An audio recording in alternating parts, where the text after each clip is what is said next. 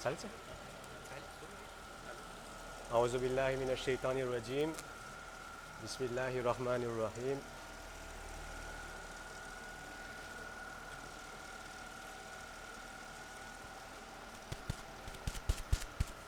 Chers parents, chers amis, salamun alaikum wa rahmatullahi wa barakatuh. On est devant vous aujourd'hui pour parler d'un sujet assez sévère, assez grave, qui concerne la prévention et le dépistage dans le domaine de la cancérologie, qui nous concerne tous. Et pour ça, déjà, je voudrais remercier les membres du Jamaat de nous avoir offert cette tribune. Plus fort.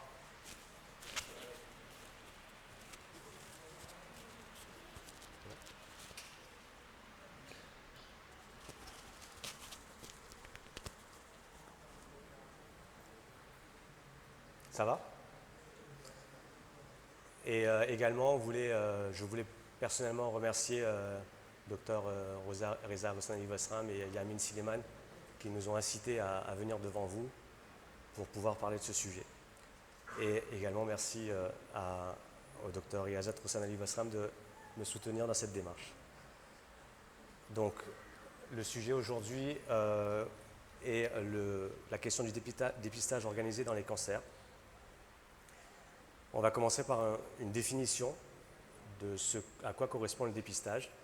Le dépistage est une notion qui permet de détecter une maladie cancéreuse à un stade très précoce, dont l'objectif sera par la suite de pouvoir le traiter précocement et d'obtenir une guérison. Il y a deux types de dépistage qui sont réalisés en France, le dépistage organisé, donc le dépistage de masse qui concerne la population générale, qui seront commandés par l'assurance maladie selon un rythme régulier et selon une population particulière.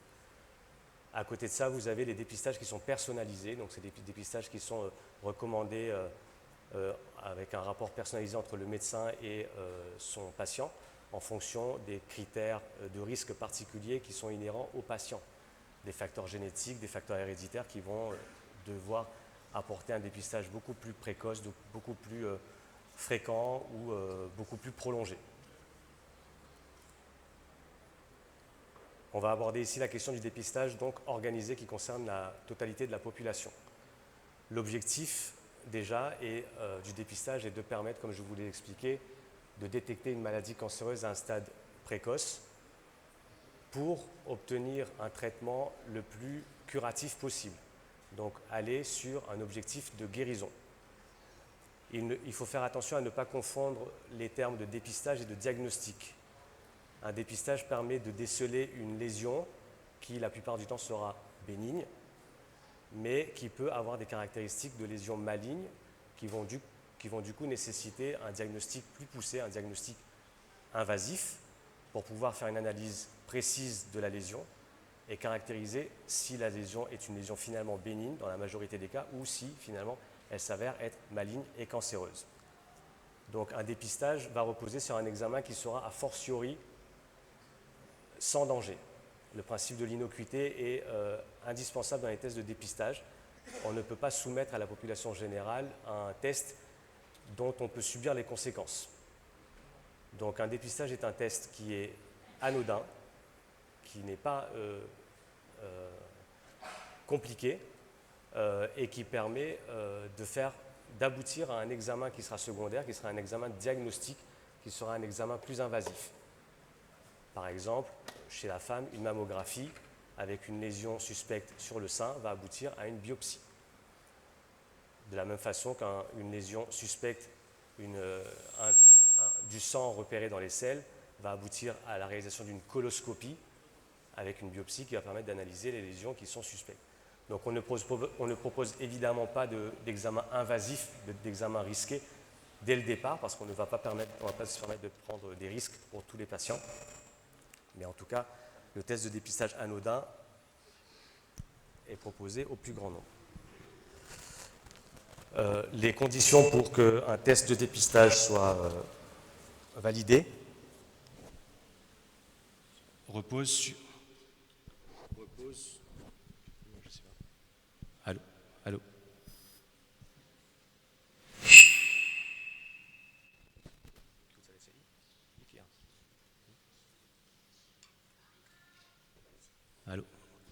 Donc repose sur deux conditions essentielles qui sont déjà la performance du test.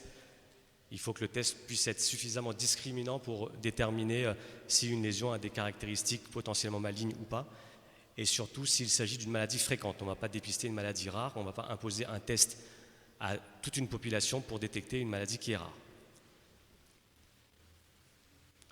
Quelles sont les maladies qui sont aujourd'hui soumises au dépistage organisé proposé par l'assurance maladie? 3 grands cancers, le cancer du sein, avec les mammographies qui doivent être réalisées tous les 2 ans pour toutes les femmes de 50 à 74 ans. À côté du test mammographique, il y a évidemment l'examen clinique. Le médecin peut dépister en dehors de ces tranches d'âge ou dans les intervalles entre chaque mammographie des lésions qui peuvent être suspectes à l'examen clinique et proposer à ce moment-là, en inter-examen, des mammographies complémentaires. Les femmes doivent aussi apprendre à s'auto-examiner. L'autopalpation mammaire, c'est des choses qui peuvent s'apprendre. Il y a des vidéos sur YouTube pour savoir exactement comment faire pour détecter un nodule qui peut être potentiellement malin.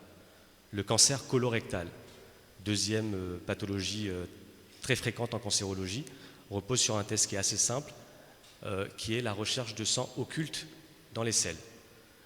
Donc du sang occulte, ça veut dire du sang non visible. Donc c'est une analyse de selles simplement en laboratoire. Vous recevez le test à la maison envoyé par l'assurance maladie, ou en tout cas vous recevez une lettre émanant de l'assurance maladie pour vous exhorter à vous présenter en pharmacie par exemple, récupérer votre test et faire ce test à la maison.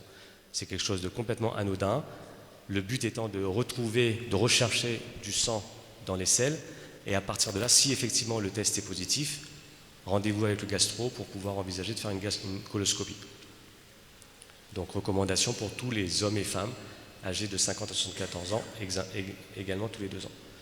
Le cancer du col de l'utérus, pour toutes les femmes âgées de 25 à 65 ans, avec un frottis qui sera réalisé régulièrement, à intervalles réguliers. Je ne vais pas rentrer dans les détails, mais il y a 2 types d'examens de frottis sur le cancer du col.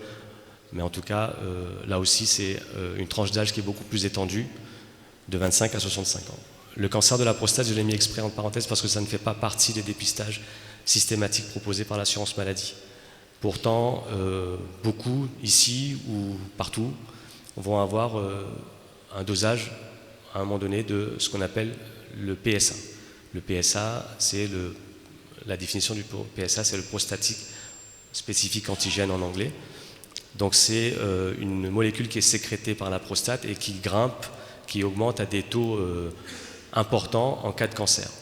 Donc beaucoup d'hommes aujourd'hui, via leur médecin traitant, vont avoir un dosage quasi systématique de PSA, et pourtant c'est un test qui n'est pas proposé systématiquement en termes de dépistage organisé, alors que c'est qu'une prise de sang. Pour quelle raison? Pour la simple et bonne raison que très souvent, la principale raison, c'est que le cancer de la prostate est un cancer de l'homme âgé, dont l'incidence, à savoir la fréquence, va augmenter avec l'âge, et dans une majorité des cas, le cancer de la prostate est un cancer qui restera anodin, qui restera indolore, qui restera indolent. Donc on va se retrouver souvent avec des patients dont on a fait le diagnostic du cancer de la prostate et qui un jour décéderont, non pas de leur cancer de la prostate, mais avec leur cancer de la prostate, qui décéderont d'une maladie cardiovasculaire ou d'une autre pathologie, d'un autre cancer, mais en tout cas le cancer de la prostate peut ne jamais poser problème. Donc de là à proposer un dépistage systématique pour une maladie qu'on ne traitera peut-être jamais, ça n'a pas beaucoup de sens économique. Pour autant, mon avis personnel est de le faire. Il y a une tolérance par rapport à ça. Arrivé à un certain âge, je vous exhorte fortement à vous faire doser votre PSA, d'aller voir votre médecin traitant pour qu'il vous fasse une prescription régulière, tous les 2 ans. Si elle est anormale, vous irez voir votre urologue qui vous guidera en fonction de ses résultats. Est-ce qu'on fait un contrôle ultérieur? Est-ce qu'on fait une biopsie? À partir de là, si la biopsie revient positive, à savoir on a effectivement un cancer de la prostate, il faut bien intégrer que ça n'imposera pas forcément un traitement, parce que les traitements ne sont jamais anodins. L'assurance maladie propose donc une série d'examens de dépistage, mais vous êtes avant tout responsable de votre propre santé. Il faut savoir s'écouter, mais ne pas paniquer avant tout. Il faut savoir anticiper et consulter son médecin traitant. Un exemple, vous avez fait un test hémoculte il y a 6 mois, il était négatif, il n'y avait pas de sang dans les selles. 6 mois après, vous avez du sang. Ce serait assez bête, excusez-moi, d'attendre 2 ans après pour aller refaire un test hémoculte. À vous de vous écouter, à vous d'aller consulter pour vous dire « Ah, il y a quelque chose qui se passe, est-ce que je dois faire un autre examen ?» Donc le médecin traitant vous orientera vers un gastro probablement pour faire une coloscopie. Il faut apprendre à faire des examens d'autopalpation mammaire, ça concerne les femmes. Mais surtout, et avant tout, il faut bannir les facteurs de risque cancérigènes. On aura beau proposer tous les examens de dépistage, ça ne vous protégera jamais suffisamment que arrêter les facteurs de risque. Les facteurs de risque, vous les connaissez tous ici, je pense que je n'ai pas besoin de les rappeler, mais je vais quand même dire 2 mots. Le tabac, évidemment. L'alimentation, il faut qu'aujourd'hui notre alimentation soit saine, ce qui est encore loin d'être le cas. L'exercice physique, l'alcool. J'ai mis cette diapo, alors elle est peut-être un peu difficile à lire, mais c'était pour vous représenter les principaux facteurs de risque et surtout pour, on ne le voit pas là, mais vous avez, ici vous avez une faible proportion de risque de cancer secondaire aux expositions chimiques dans l'environnement. On a tous tendance à avoir peur de justement notre exposition dans notre environnement et à en faire une fixation. Mais ce que je voulais démontrer par là, c'est qu'avant, la faible proportion n'est nullement comparable par rapport à la proportion du risque lié au tabac. Donc avant de vouloir aller chercher l'élément qui peut potentiellement être cancérigène mais en faible proportion, il faut déjà avant tout se prendre en main et arrêter les facteurs de risque qui sont déjà bien reconnus. Un petit mot particulier pour le cancer du col de l'utérus. Le cancer du col de l'utérus est un cancer qui a une place à part parce que c'est un cancer qui est induit par un virus, le virus HPV. HPV pour Human Papillomavirus.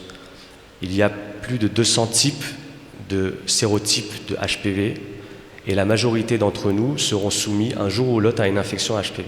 La grande majorité d'entre nous. On guérit spontanément de cette infection. Elle est asymptomatique, elle ne comporte aucun symptôme. Il y a une faible proportion d'HPV qui peuvent être cancérigènes. Aujourd'hui, il y a quelque chose qui existe qui nous permet de nous protéger de la majorité des HPV qui induisent des cancers du col, qui reposent sur un vaccin, le Gardasil. Je pense que vous en avez peut-être tous entendu parler, mais en tout cas, c'est quelque chose qui maintenant doit être fait, qui ne doit pas se discuter, qui doit être fait chez toutes les jeunes filles, mais également chez tous les garçons, les jeunes garçons. Je m'explique. L'HPV induit les cancers du col de l'utérus, donc les femmes doivent obligatoirement être protégées. L'HPV est également porté par l'homme, donc l'homme peut être contaminant, d'une part. Donc l'homme doit se protéger également, même s'il ne présentera pas de symptômes d'infection. La deuxième cause, c'est qu'au-delà des cancers du col de l'utérus, il y a également d'autres cancers, plus rares, qui peuvent être induits par l'HPV et qui peuvent apparaître chez l'homme aussi.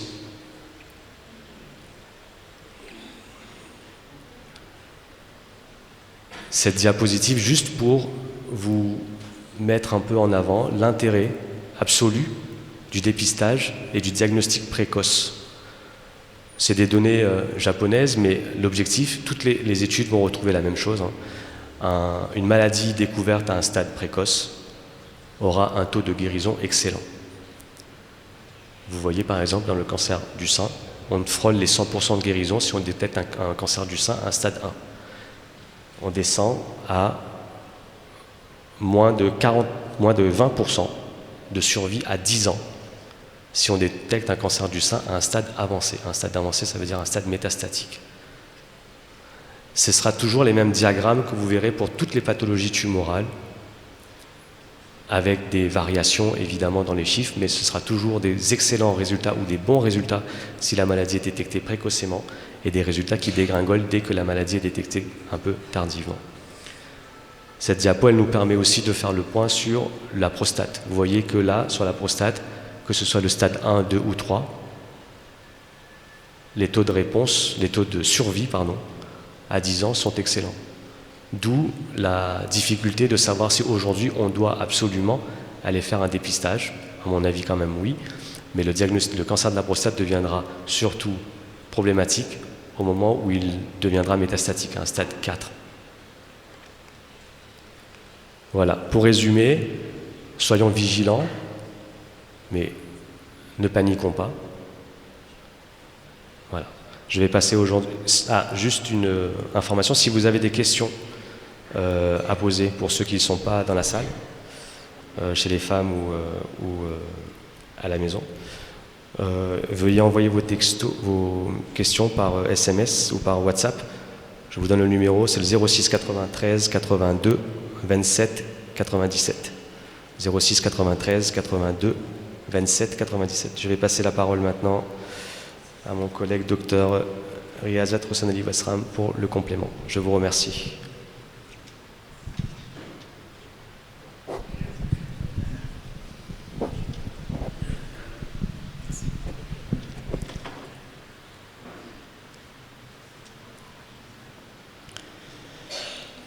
Assalamu alaikum wa rahmatullahi wa barakatuh. Donc avant toute chose, avant de commencer, juste quelques mots de remerciement, effectivement, encore une fois. Merci au Jamaat de Saint-Denis d'avoir organisé cette conférence, parce qu'effectivement, je pense que c'est très intéressant et c'est important, effectivement, qu'on traite ces sujets. Donc moi, je suis pneumologue, oncopneumologue, effectivement. Donc moi, je vais me consacrer uniquement à un cas particulier qui est le cancer du poumon. Donc le sujet aujourd'hui, effectivement, c'est dépistage et prévention. Donc on va essayer d'aborder les deux sujets. Je vais essayer d'aller vite parce que j'ai pas mal de diapos et il ne faut pas que ça soit trop long pour vous. Donc quelques généralités sur le dépistage, comme on vient de le dire tout à l'heure. Donc dépistage, c'est intéressant. Pourquoi ?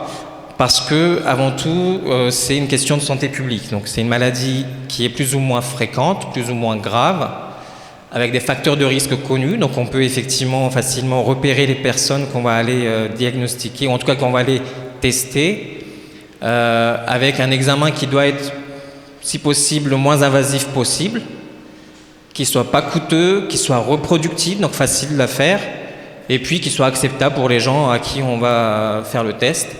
Et puis derrière, il y a une idée effectivement qu'on puisse faire quelque chose derrière. Parce qu'on dépiste quelque chose, si c'est pour ne rien faire derrière, c'est pas intéressant, c'est de l'argent jeté pour rien. Donc le but, c'est de pouvoir faire quelque chose, soit proposer un traitement, soit proposer une surveillance, mais en tout cas, que ce soit utile. Alors le cancer du poumon, est-ce qu'il y a un dépistage pour le cancer du poumon? Non. Pour l'instant, en France, en tout cas, il n'y a pas de dépistage organisé pour le cancer du poumon. Pour autant, le cancer du poumon reste quand même, malgré tout, avant tout, une maladie grave. D'accord ? Le cancer du poumon, c'est quand même le cancer du poumon est le troisième cancer le plus fréquent. Et c'est surtout la première cause de décès par cancer en France. Si on regarde chez les hommes, c'est le deuxième cancer le plus fréquent chez les hommes.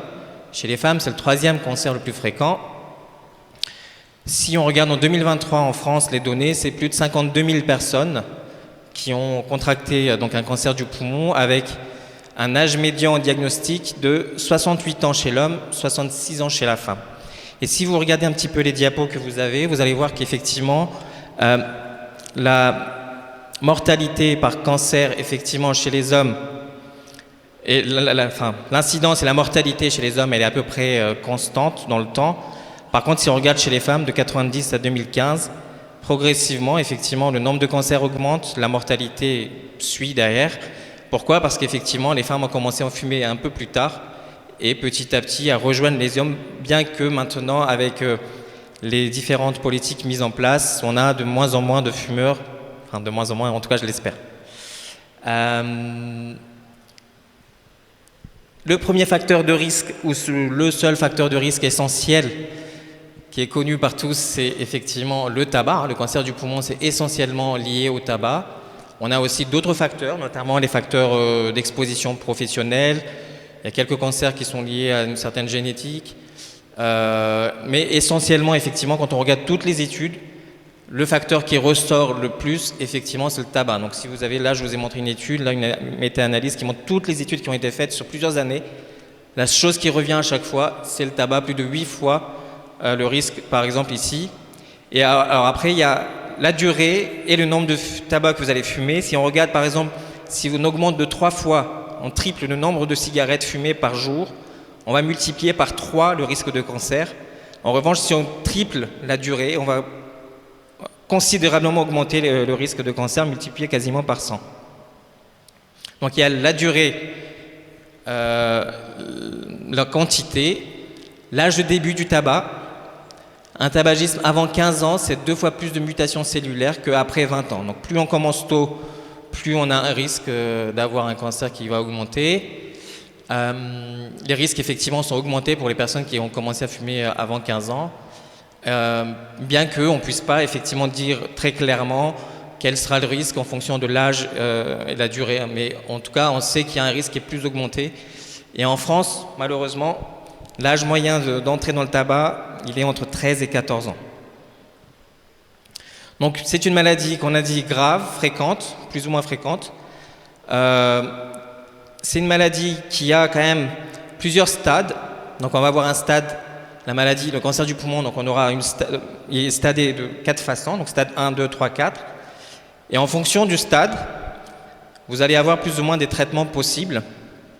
Et quand on regarde ici la survie à 5 ans, en fonction du stade, vous voyez que quand on est en stade 1, on a quasiment 92% de chances d'être en vie à 5 ans. Par contre, si on a effectivement une maladie qui est malheureusement déjà métastatique, donc au stade 4, on a des traitements qui sont possibles. Cette diapo, elle est plus ou moins vraie. Elle est vraie en termes de statistiques, elle n'est pas forcément vraie pour une personne donnée. Donc c'est pas parce que cette statistique dit qu'effectivement il y a 20% de chance ou 5% de chance de survie à 5 ans que ça nous concerne nous directement. Mais en tout cas, il est certain que si la maladie est détectée tôt, la survie à 5 ans, elle est quasiment 92%. D'où l'intérêt d'aller chercher ces personnes-là qui sont à ce stade-là. Donc pour l'instant, encore une fois, pas de dépistage en France. Est-ce que c'est quelque chose qui peut être faisable? Est-ce que c'est quelque chose qui a été fait? Oui. Il y a cette grande étude qui a été faite, la première étude, donc c'est une étude américaine qui a été faite sur plus de 10 ans et qui ont pris des patients entre 55 et 75 ans qui avaient fumé pendant plus de 30 ans, qui étaient encore en train de fumer, et on leur a fait un examen, donc on leur a fait soit une radio, soit un scanner régulier. Avant de parler de cette étude, je vais juste vous dire, la radio, il y a une étude qui a été faite sur une radio de thorax faite tous les ans, tous les 6 mois, tous les 2 ans, Les études ont montré que ça ne marche pas, ça ne sert à rien. Donc une radio qui est rassurante ne veut rien dire, elle sert à rien. Ça sert à rien pour un dépistage. La radio, c'est pour autre chose, mais pas du tout pour un dépistage. Donc si vous avez fait une radio et qu'on vous a dit que la radio, il n'y a rien, ça ne sert à rien. Ce qui est intéressant, effectivement, c'est cette étude-là qui a montré que quand on compare quelqu'un qui fait une radio tous les ans ou tous les 2 ans à quelqu'un à qui on fait un scanner tous les ans ou tous les 2 ans et on suit sur 10 ans, on voit qu'effectivement, la mortalité chez les personnes à qui on a fait une radio est plus importante que les personnes à qui on a fait un scanner. Quand on regarde aussi les stades 4, on voit qu'il y a beaucoup plus de stades 4, donc les stades métastatiques, les stades qui étaient les plus avancés. Il y en a beaucoup plus chez les personnes à qui on a fait une radio par rapport à ceux à qui on a fait un scanner. Et quand on regarde quel type de cancer on a pu mettre en évidence, on voit qu'effectivement, quand on a fait un scanner des poumons, on a un tout petit peu plus de personnes avec un stade 1, beaucoup plus de personnes avec un stade 1 que dans le groupe radio. Donc il y a un intérêt déjà de scanner parce que ça permet de repérer des gens qui auront un stade faible et qui auront une mortalité du coup qui sera moins importante. Deuxième étude, celle-là c'est une européenne. Donc là c'est chez aux Pays-Bas et chez les Belges. Et pareil, on montre la même chose. Chez eux, donc c'était soit scanner, soit rien. Et quand on fait scanner tous les ans, on voit qu'effectivement la survie est plus importante. Et on voit aussi que la mortalité est plus importante dans le groupe contrôle que dans le groupe scanner. Donc, et encore une fois, la même chose, on retrouve des stades 1 beaucoup plus importants dans le groupe à qui on fait un scanner que le groupe à qui on ne fait rien. Tout ça pour dire quoi? Pour dire qu'effectivement, le scanner thoracique, tous les ans ou tous les 2 ans, sur 10 ans, chez les personnes qui ont entre 50 et 75 ans, c'est un moyen de dépister facilement cette maladie et ça permettrait effectivement de repérer plus tôt les gens, de les traiter derrière. Est-ce qu'il y a un risque à faire ces scanners? La première chose, est-ce qu'il y a un risque d'irradiation? Parce qu'effectivement, faire des scanners tous les ans, la question qu'on va se poser, est-ce qu'on fait des irradiations? Est-ce qu'il y a un risque? Normalement, on doit faire des scanners qui sont dits de low dose. Donc, ça veut dire qu'on met des tout petites doses d'irradiation. Et ils ont, donc cette étude-là, en 2017, ils ont regardé un petit peu combien on était irradié. Et donc, sur 10 ans de cumulé, donc le scanner cumulé sur 10 ans, chez les hommes, on a mesuré 9 millisieverts. Chez les femmes, 13 millisieverts. Ça correspond à quoi? À moins d'un scanner standard. Un scanner standard qu'on ferait à quelqu'un pour une maladie particulière, pour une question particulière, c'est un scanner du thorax, c'est entre 7 et 8 millisieverts. Un scanner de l'abdomen, c'est entre 13 et 14. Donc l'irradiation, c'est quasi rien du tout. Si on regarde sur l'irradiation naturelle, parce qu'on a, malgré tout, on est irradié tous les jours par des radiations naturelles. Et donc sur 10 ans, ils ont étudié effectivement aux États-Unis, ils montrent que l'irradiation naturelle, c'est 30 millisieverts. Donc c'est beaucoup plus, c'est 3 fois plus que les scanners faits tous les ans en low dose ou tous les 2 ans pendant 10 ans. Et le surrisque d'un cancer radio-induit, donc lié au scanner, il est estimé à 0,05%. Donc c'est quasi rien du tout. Chez des personnes en plus qui sont à risque de faire un cancer du poumon, donc le risque est vraiment très très léger. Le deuxième risque, c'est quoi? C'est de faire beaucoup d'examens à plein de gens pour rien. Donc pour dépister là, on aura fait un scanner à plus de 1000 personnes. Il y a 779 personnes, il n'y aura rien. Il y a 180 personnes chez qui on va trouver quelque chose. On va se dire, tiens, qu'est-ce qu'on fait? On va plus loin. On va faire 2 examens. Donc on va faire une fibro, un TEP scanner, une biopsie, quelque chose. Et puis là-dessus, il n'y aura que 13 qui auront encore des choses à faire en plus, mais qui ne servira à rien. Et finalement, on va détecter 4 cancers. D'accord? Mais ces 4 personnes-là, on va les sauver grâce à un dépistage chez des personnes qui sont sains. Ce n'est pas des gens qui sont malades, qui n'ont rien du tout, qui ont effectivement fumé, qui ont un facteur de risque. Donc on leur fait un scanner régulièrement et on dépiste les cancers et on sauve des personnes. Encore une fois, en France, ça n'a pas été mis en place jusqu'à présent parce que ça coûte. Ça coûte de l'argent. Donc il y a une étude en France qui a été faite pour savoir combien ça coûte. Donc ils ont estimé, en fonction des scanners qu'ils font, en fonction des TEP scanners, le coût éventuel de ce que ça pourrait coûter. Et effectivement, s'il y a 65% des gens qui participent à l'étude, le surcoût lié au dépistage, ça correspond à 7 centimes d'euros de plus sur le paquet de tabac. Ou 7 centimes d'euros pris sur le prix de tabac et donné au dépistage, ça réglerait le problème du coût. Donc le coût, c'est pas le problème. Le vrai problème, c'est la volonté politique de le faire. En tout cas, les sociétés savantes, donc les pneumologues et les oncologues ont décidé effectivement que le dépistage du cancer du poumon, il doit se faire, il doit être proposé aux gens qui ont entre 50 et 74 ans, qui ont fumé plus de 10 cigarettes pendant 30 ans ou 15 cigarettes pendant 25 ans. 10 cigarettes 30 ans, 15 cigarettes 25 ans, qui fument encore ou qui ont arrêté de fumer depuis entre 10 et 15 ans. Donc vous avez arrêté il y a 15 ans de fumer. Vous avez fumé 10 cigarettes par jour pendant 30 ans, vous avez fumé 15 cigarettes pendant 25 ans, vous devez rentrer dans ce dépistage, enfin en tout cas on vous encourage à le faire. Bien évidemment, le dépistage, ce n'est pas pour tout le monde. C'est pour les gens qui veulent le faire. Il y a des gens qui ne veulent pas l'entendre parler, ils ne veulent pas l'entendre parler, ce n'est pas la peine de les embêter. Il y a des gens qui sont psychologiquement pas prêts à accepter tous les problèmes qui vont découler des scanners, etc. Ce n'est pas pour eux. Pour les gens qui veulent faire quelque chose pour eux, qui n'arrivent pas à arrêter de fumer par exemple, mais qui veulent faire quelque chose, voyez votre médecin, voyez votre pneumologue, voyez votre médecin traitant, faites-vous dépister, ça permettra éventuellement, malheureusement, de découvrir votre cancer plus tôt s'il doit y arriver, et au moins pourra vous prendre en charge. Le dépistage, c'est entre 5 ans et 10 ans. Donc c'est pas parce qu'on a fait un scanner aujourd'hui qu'on est tranquille, on a le permis de fumer, on se dit on est tranquille. Non, on n'est pas du tout tranquille. Pendant 10 ans, Il n'y a pas de permis de fumer, hein. Même si on a un scanner normal, ce n'est pas un permis de fumer, encore une fois. Et pour les gens qui ont déjà des maladies respiratoires, donc qui ont déjà une BPCO, qui ont déjà d'autres maladies, c'est tous les ans. Ce n'est pas tous les 2 ans, ce n'est pas tous les 3 ans, c'est tous les ans le scanner. Même s'il n'y a rien, tous les ans, low dose. Si j'ai encore un peu de temps, je continue. L'arrêt du tabac, est-ce que c'est utile? Est-ce que ça sert à quelque chose d'arrêter de fumer? Oui, ça sert à quelque chose d'arrêter de fumer, parce que quand on regarde, alors c'est un petit peu difficile à voir, mais je vais quand même vous montrer. Ces points-là, le point noir, c'est la personne qui fume habituellement, et les autres points ici, c'est les gens qui ont soit arrêté, soit diminué, et le point rouge, c'est celui qui continue ou celui qui a augmenté son tabagisme.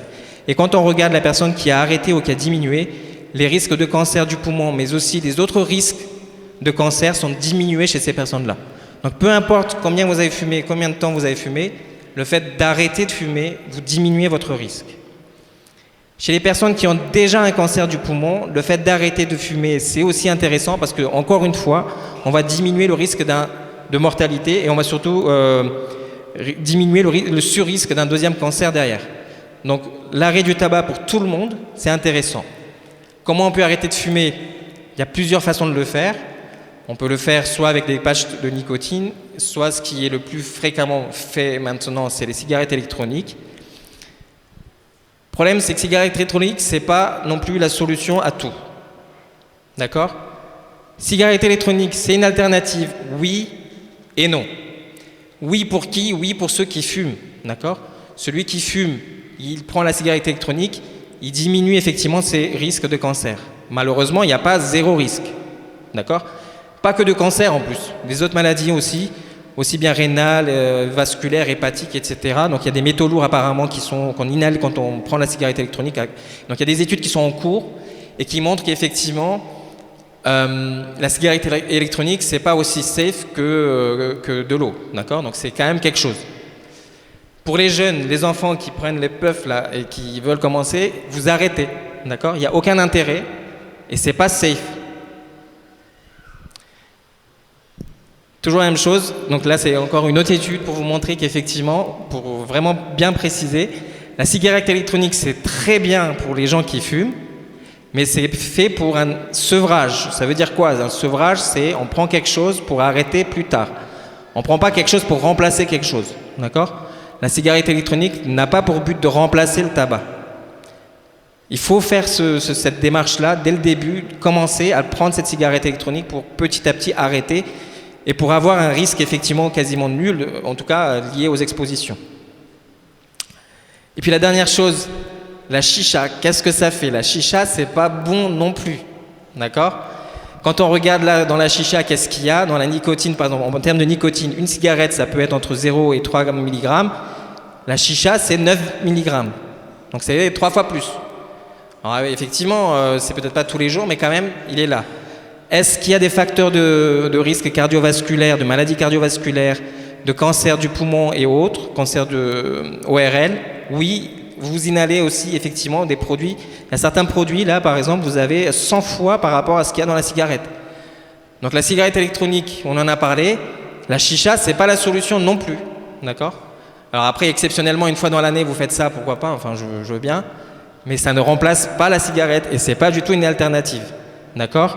Et dans le cancer du poumon, est-ce qu'il y a une relation entre chicha et cancer du poumon? On n'a pas assez d'études parce que en Europe, on n'en a pas autant de fumeurs de chicha, mais on a des signaux pour dire que oui, en tout cas sur les quelques méta-analyses qu'on a, on sait que malheureusement, il y a un surrisque de cancer du poumon aussi chez les personnes qui fument la chicha régulièrement. Donc tout ça, pour faire simple, le plus simple, c'est de ne rien inhaler et c'est le plus safe. D'accord? Pas de cigarette électronique. Là, je vous montre un petit peu tous les risques liés de tabac, cigarette électronique, chicha. Donc ça, c'est une étude là qui est très récente, je crois. 2021. C'est sur tous les organes, vous avez un surrisque. Donc, le message, il est simple. Le mieux, en tout cas pour les jeunes, pour les enfants, pour les jeunes, pour les ados, c'est rien. Niet, rien, zéro. Pour les autres qui fument déjà, il faut arrêter. La seule solution, malheureusement, pour faire quelque chose pour vous, c'est l'arrêt du tabac. Il n'y a que ça. Pour les autres qui sont déjà dedans et qui ont déjà fumé et qui sont déjà, même qui ont arrêté de fumer, qui ont arrêté il y a moins de 10 ans, il y a moins de 15 ans, qui ont entre 50 et 75 ans, dépistage, dépistage, dépistage. C'est simple, c'est pas cher, ça coûte rien, ça vous prend une matinée de rendez-vous chez le radiologue et une matinée chez un spécialiste. Je vous invite à aller quand même voir votre spécialiste parce que le radiologue, il fait beaucoup d'examens, donc il peut se tromper parfois, il peut passer à côté de quelque chose. Il vaut mieux qu'il y ait 2 personnes qui regardent le scanner plutôt qu'une. Donc je vous encourage vraiment, sur tous les examens que vous faites, de toutes les manières, ça c'est un message aussi important, si c'est un spécialiste qui vous envoie faire un examen et qui vous redonne un rendez-vous, c'est pas pour vous prendre de l'argent, c'est juste parce qu'il va re-regarder le scanner. Et il vaut mieux qu'il y ait 2 personnes qui regardent votre scanner plutôt qu'une. D'accord? Donc le dépistage, c'est simple, c'est pas coûteux, il n'y a pas de risque. C'est pour toutes les personnes qui ont fumé ou qui fument. Et je pense que c'est pour les jeunes, c'est 0, 0, 0 tabac. Merci. Salut ala Muhammad wa ali Muhammad.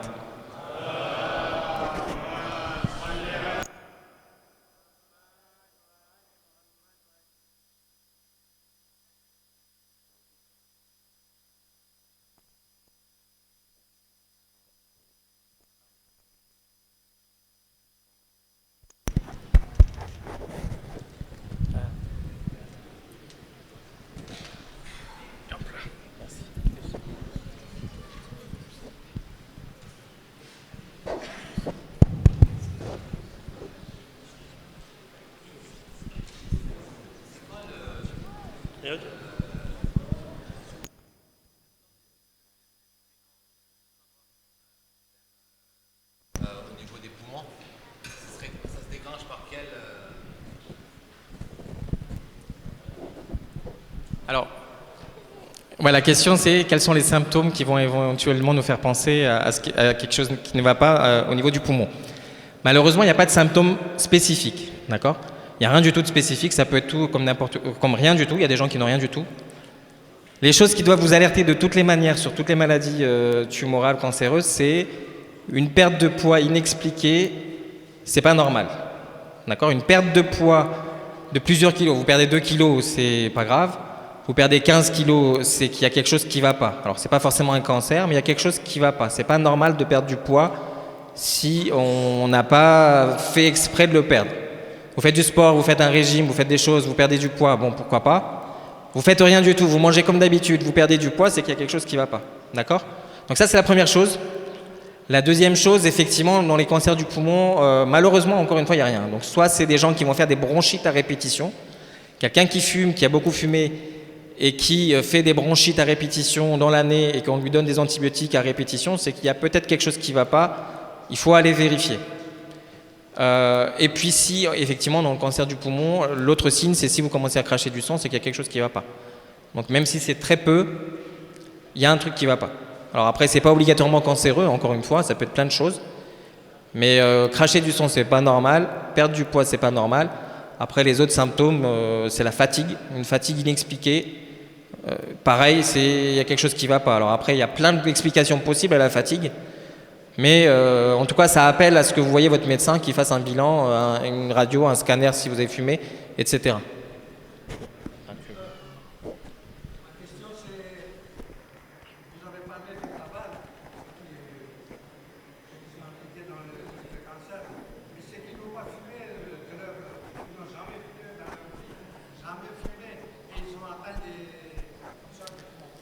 Oui, comme je vous ai dit, dans les cancers du poumon, on a aussi malheureusement certaines personnes qui ont la génétique qui ne les suit pas. Et donc il y a certaines personnes qui ont des cancers qui ne sont pas liés à des facteurs de risque extérieurs, donc et qui ne sont pas liés au tabac ou autre chose, notamment chez les Asiatiques. Effectivement, on a des cancers du poumon qui ne sont pas liés au tabac. Donc malheureusement, c'est d'autres facteurs pour lesquels on n'a pas forcément l'explication directe, mais en tout cas, il y a effectivement probablement une génétique quelque part qui fait que donc on a des cancers assez spécifiques chez ces gens-là, on les connaît très bien. Ils ont des traitements qui sont bien efficaces aussi pour ces cancers-là, mais c'est très rare, enfin, c'est pas le plus fréquent. Ça arrive, malheureusement, c'est comme tout, il y a certaines personnes qui ont pas la même chance que les autres. Qui utilisent le bétel, j'en ai pas parlé, parce que je pensais qu'on n'était pas trop concerné, mais effectivement, il y a des risques. Alors, il y a plus des risques de cancer ORL, d'accord, langue, bouche, gorge, mais il y a aussi des risques de cancer du poumon à cause de ça. Le tabagisme passif, oui, les données ne sont pas assez claires. Donc, c'est pas certain qu'il y a des facteurs de risque de maladies respiratoires, ça c'est sûr et certain, là il n'y a pas de doute. On a montré plein de choses, la maman qui fumait, le petit-fils qui va faire de l'asthme ou des maladies respiratoires, donc ça oui. Dans le cancer du poumon, c'est pas aussi évident.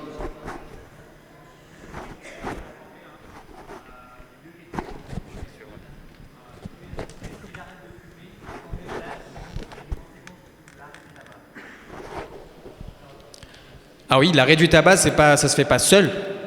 Ça peut se faire seul. Pour ceux qui sont très motivés, qui veulent arrêter tout seul, ça peut se faire. L'arrêt du tabac, le tabac c'est une drogue, d'accord ? Le tabac c'est une drogue, la nicotine c'est une drogue. On arrête de fumer, pour beaucoup de gens, la drogue, c'est une drogue, on en a besoin, d'accord ? Donc l'arrêt du tabac, normalement, le mieux c'est que ce soit accompagné effectivement par des patchs de nicotine ou par la cigarette électronique ou par des gommes de nicotine. Donc ça c'est vraiment la drogue. Malheureusement, il y a aussi d'autres choses effectivement. Le fait d'arrêter de fumer, ça va aussi effectivement engendrer des risques de surpoids parce qu'on va grignoter, on va remplacer le tabac par autre chose. Donc le mieux c'est effectivement, il y a des équipes de tabacologues qui sont avec des psychiatres, avec des nutritionnistes, etc. C'est le mieux. Mais encore une fois, je pense que ceux qui sont vraiment motivés pour arrêter de fumer et qui n'y arrivent pas, parce que c'est très dur et c'est difficile. Donc c'est vraiment difficile. C'est plus difficile d'arrêter de fumer que d'arrêter de boire. L'alcool, qui est une drogue aussi, c'est plus facile d'arrêter que le tabac. Donc le tabac, c'est vraiment difficile d'arrêter. C'est pour ça, pour les jeunes, il ne faut jamais commencer. Parce qu'une fois qu'on a commencé, c'est dur. Et ceux qui sont, c'est dur d'arrêter. Donc ça, c'est une réalité. Donc il faut se faire aider. Il faut pas se dire, tiens, du jour au lendemain, je vais arrêter, c'est fini. Ça arrive, il y a des gens qui arrivent, mais ce n'est pas la règle générale. Donc le mieux, c'est de se faire aider.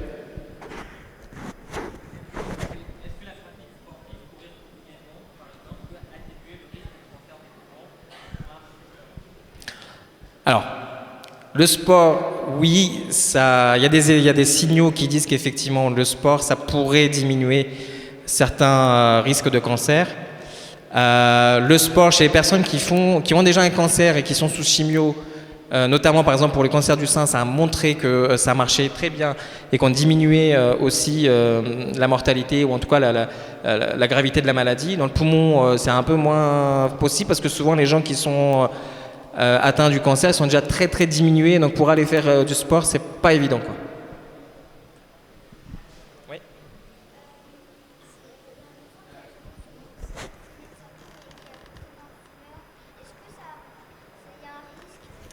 Un enfant qui n'a jamais fumé et qui est à côté d'un fumeur, encore une fois, le risque de cancer, il n'est pas évident. Donc, il n'y a pas d'études ou il n'y a pas de données qui disent qu'on a du mal à se dire effectivement qu'il va avoir un cancer. Donc, je ne pense pas. Enfin, en tout cas, le risque, il n'est pas plus important que quelqu'un d'autre. Par contre, effectivement, c'est pas très bien de rester avec quelqu'un qui fume dans la même salle. Après, la personne elle a le droit de fumer. Elle peut fumer ailleurs, elle peut fumer dehors, elle peut fumer dans le balcon, elle fume ailleurs. Des gens, ils ont le droit de faire des choses. Mais effectivement, c'est mieux de ne pas fumer à côté ou en tout cas dans une même chambre que l'enfant pour éviter les maladies respiratoires, plus que le cancer.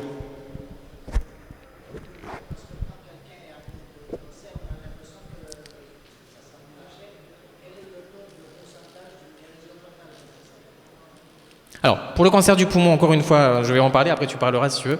Pour le cancer du poumon, stade 1, 2, donc stade 1 surtout, donc la maladie, ça veut dire quoi stade 1 ? Ça veut dire que la maladie est qu'au niveau du poumon, il n'y a rien d'autre ailleurs. Donc on a fait un scanner, on a trouvé un nodule, on a trouvé quelque chose, on a l'image, on va le traiter, soit on va faire une chirurgie, soit une radiothérapie. À 5 ans, alors on n'aime pas parler de guérison parce qu'on ne sait jamais la guérison.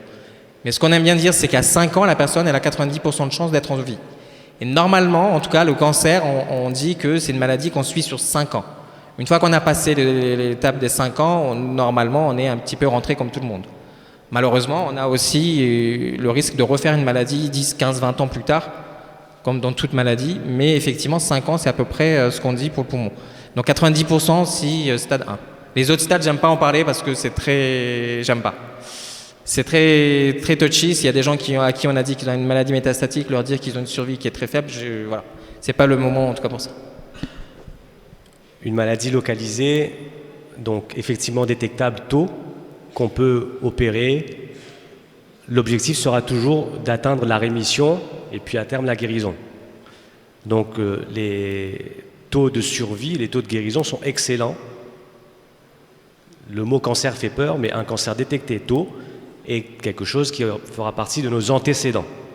Ce ne sera plus une maladie active.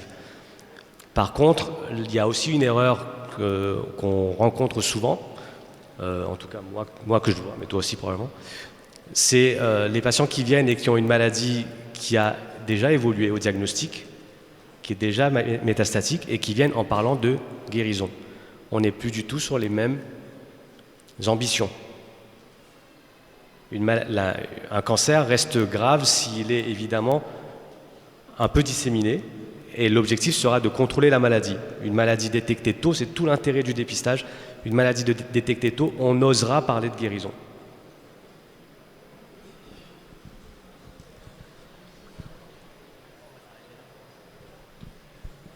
Je pense qu'on va s'arrêter là et on vous remercie encore une fois.